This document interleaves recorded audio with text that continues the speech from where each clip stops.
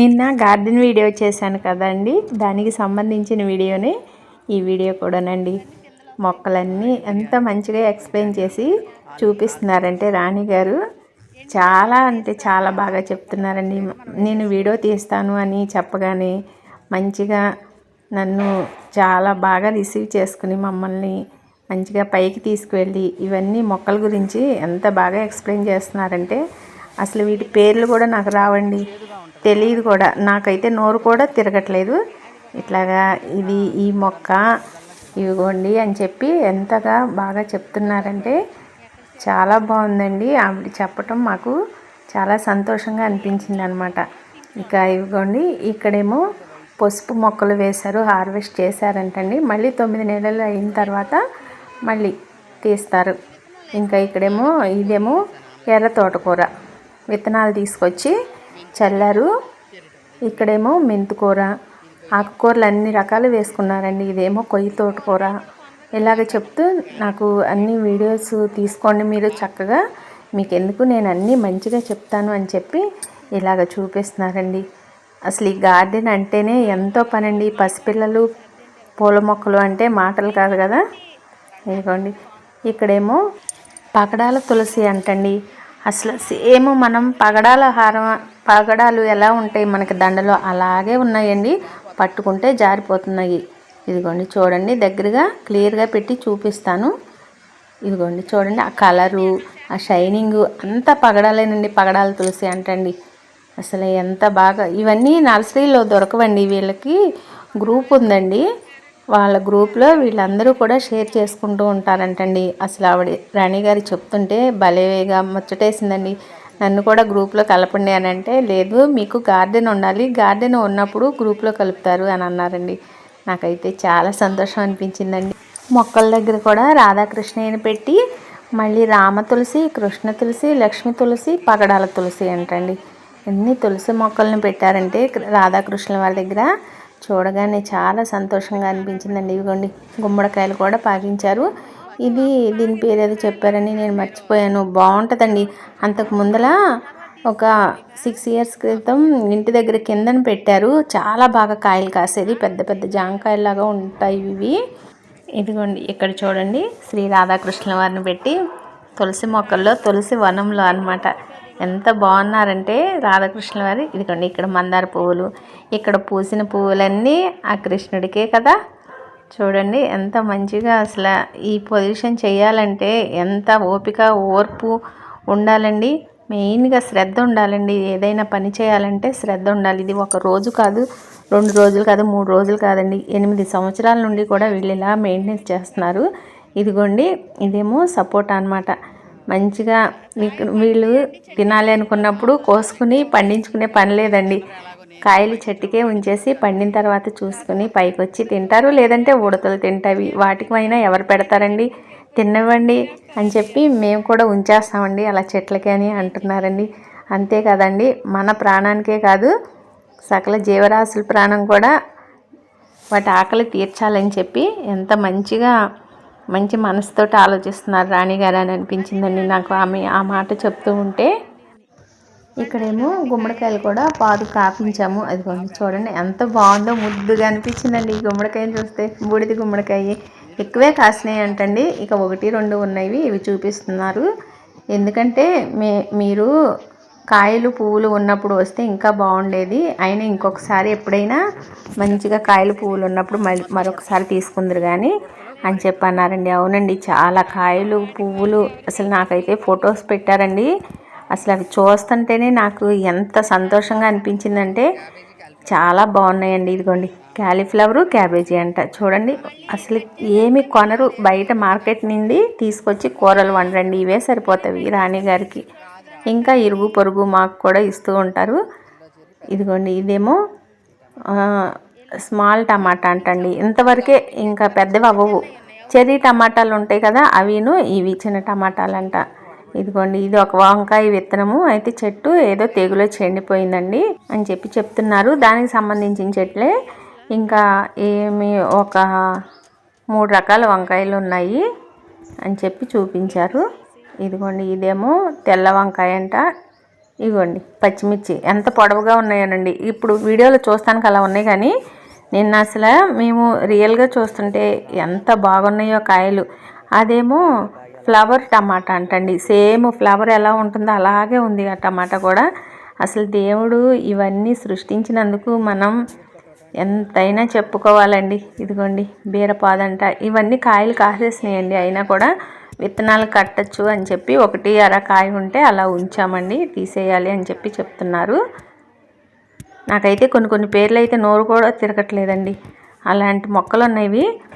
ఇదిగోండి ఇదేమో తెల్ల వంకాయ, ఇది తెల్ల వంకాయ, అదేమో ముద్ద వంకాయ ఏదో చెప్పారండి, నా మర్చిపోయానండి నిజంగా అండి. ఒకసారి చూస్తే ఇదేమో ముసుగు వంకాయ అంటండి, చూడండి అది టోపీ, దానికి టోపీ ముసుగు పెట్టినట్టు ఉంది కదా, ముసుగు వంకాయ అంట. అసలు భలే విచిత్రంగా అనిపించిందండి నాకు. ఇదేమో ఫ్లవర్ ఏమన్నారు, స్టార్ బెండ్ అంట, అది ఒక్కటి కాదండి అసలు.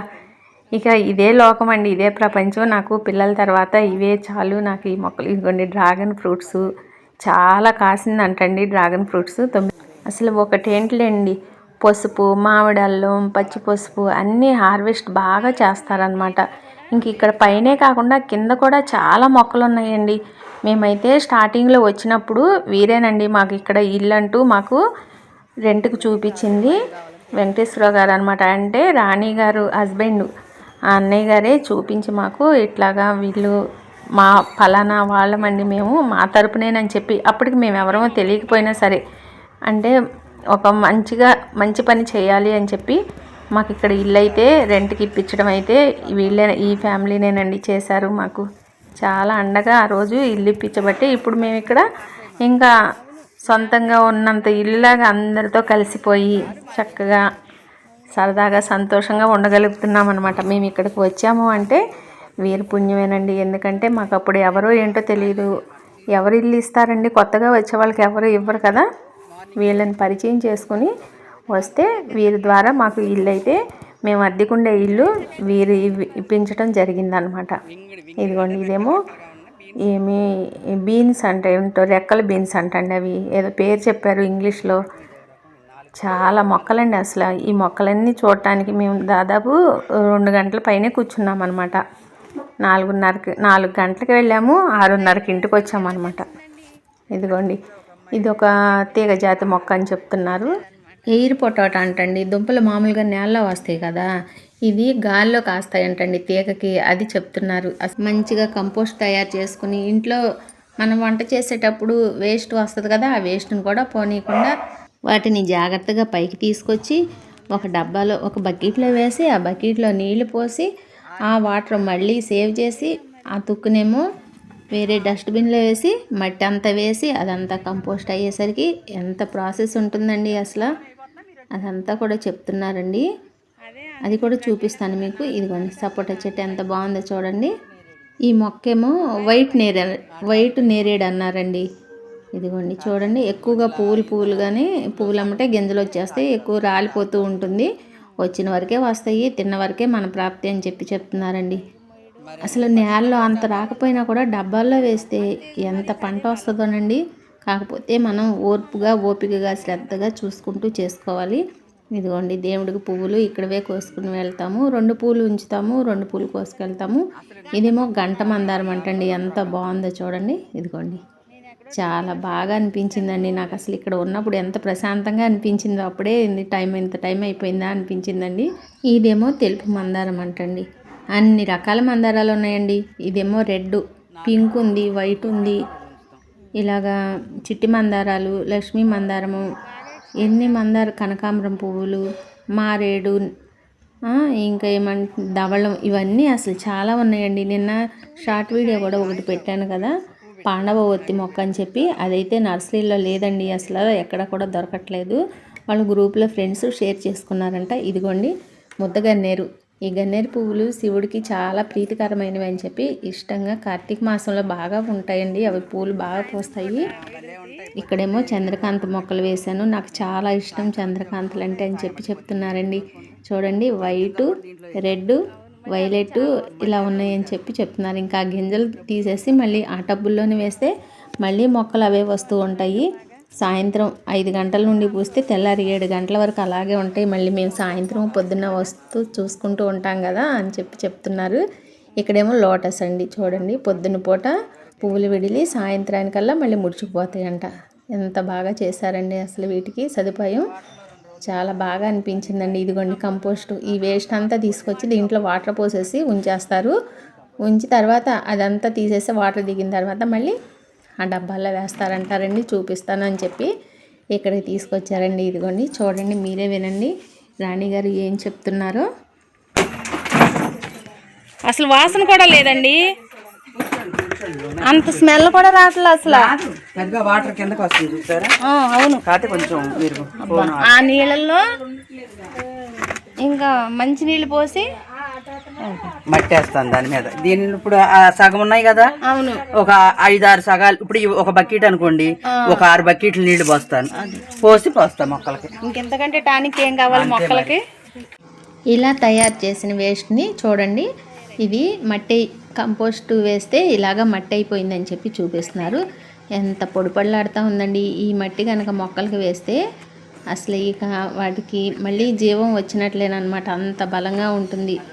చాలా రేట్లు ఉంటున్నాయి కదండి బయట నుండి మార్కెట్లో కొని తీసుకురావాలంటే.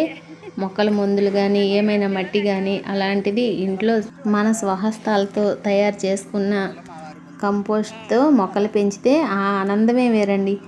సంతోషానికి సంతోషం, ఆనందానికి ఆనందం, కాలక్షేపానికి కాలక్షేపం, ఆరోగ్యానికి ఆరోగ్యం, వీటన్నిటికీ మించి మంచి మనసుకు ప్రశాంతత.